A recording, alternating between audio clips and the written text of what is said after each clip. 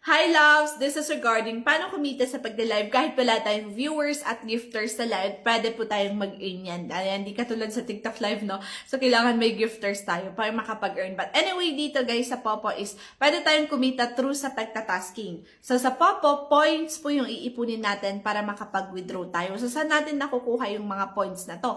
Ito yung points, yung pink na yan, ayan. Yan yung points. Sa makukuha natin yan sa pagtatasking. Ano yung mga tasking na gagawin natin everyday?